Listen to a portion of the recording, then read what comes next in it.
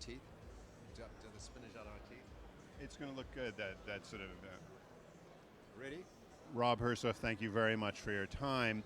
Thanks. I know you spend a lot of your working life talking to people about the opportunities in Africa, traveling around the world, talking to potential investors. What are you hearing when you're talking to those investors, to the institutional funds? What are their views on Africa at the moment? The level of understanding is unbelievably low. And probably less so in Europe and Dubai, Abu Dhabi in the Middle East, and China obviously know what they're doing. But Right. when it comes to North America, most of Asia, Australasia, it upsets me the level of understanding of what's going on in Africa. There's a kind of inkling that Africa's rising. They read The Economist, they hear people talking on TV. There are certain commentators like Richard himself who are doing an amazing job telling the real story, but the level of detail, the level of understanding is abysmally low, and that upsets me. Is this the function of, some people talk about the Africa is a country syndrome, where people tend to think, somebody I think yesterday said... Carlos Lopez, yeah, one coup. There's Ebola in one tiny place in Guinea, and people say, oh my God, it can't be safe to go to Africa. Is it that problem, or is it more, their memory is of dysfunctional governments, economies in ruins, aid dependent? Is it a historical problem, or what is it? I think that caught 20 years ago when Africa was a begging bowl looking for aid, when you'd only fly to Africa to go and see the wildlife, when you read about crazy dictators doing horrific things, when there were genocides, when there were wars. Today, obviously, much of that has gone away. A little bit still exists, but one sneeze and all of us in Africa catch a cold.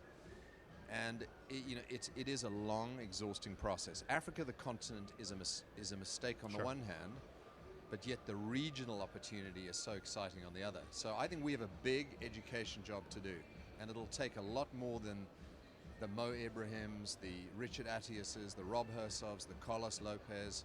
It'll take a lot more of us getting on the road, but also getting people into Africa to see the real Africa. That's the key. Now, how much success have you had in getting people to see what you call the real Africa? Well, it came out of frustration. Now, I'm chairman of a private jet company called VistaJet, so I do have a big advantage, because traveling around Africa is a big frustration, yes, commercially, and that's a separate issue I'd like to address one day.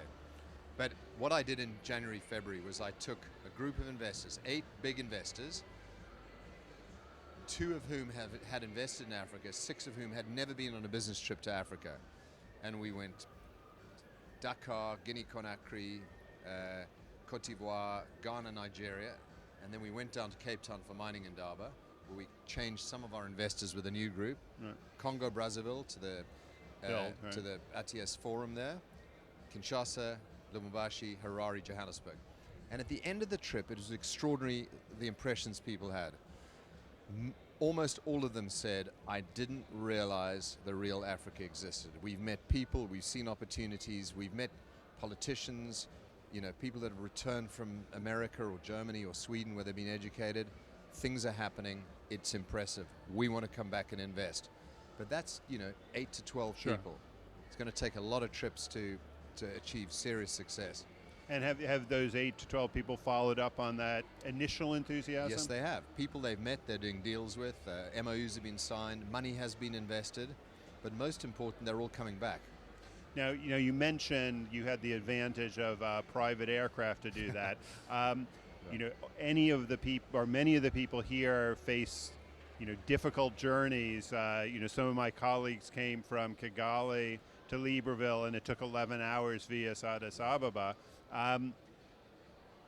Obviously, if you can fly private, that solves it. But how far is Africa from building a reasonable network of air connections? There's only one decent airline in Africa, and that's Ethiopia. And extraordinary for a country that still hasn't opened up like other countries to have such a successful, profitable airline. And the reason why? Government stays out of the way. Governments cannot run airlines. They actually can't run anything, to be honest with you, in my view, but that's a whole separate issue. But airlines are a disaster. If a country wants its name on the tail, that's the beginning of a major mess. airlines are not national carriers. They are services for passengers. And we're a long way from a low-cost airline in Africa, but we're also still a decent distance from having a decent group of commercial carriers. Right. You know, Ethiopian's the only decent one.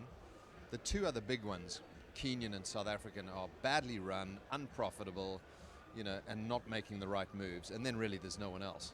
And does the regulatory environment allow, you know, if somebody took the risk, would you be able to fly, you know, Libreville to Kigali and Kigali Absolutely to... not. So, You know, there are hurdles that are ridiculous and government imposed that cause insurance rates to go through the roof, that cause, you know, unprofitable airlines which struggle along, can't get new fleets. There are barriers, there are tariffs, there are overfly rules, there are crazy visa restrictions. It really, unless you're mad, you know, don't go into the airline business. mad, bad, and dangerous. Mad, perhaps. bad, and dangerous, Right, yeah. But look, it is getting better, but we're not helped by South African Airways and Kenya Airways being government run. They should be privatized. And I mean, other than a few mad, bad, dangerous people like you, is there any agitation to change? You know, are there some good ministers saying we need to tear apart all these rules? You'd be amazed. 18 years ago, there was the Open Skies Agreement in Yamoussoukro, signed by, I think, 30 governments in Africa. A visionary document, something that actually laid out what Africa wants. No implementation. Okay. So, you know, good idea, no teeth. And the problem is, you know, if you leave it to governments, either nothing happens or the wrong thing happens. So, you know, I wish, you know, I have private capital, desperate to get into the aviation business in Africa. The hurdles are too great right now. That'll be an interesting thing to watch. Thank you very much, Rob. Thanks, Lance.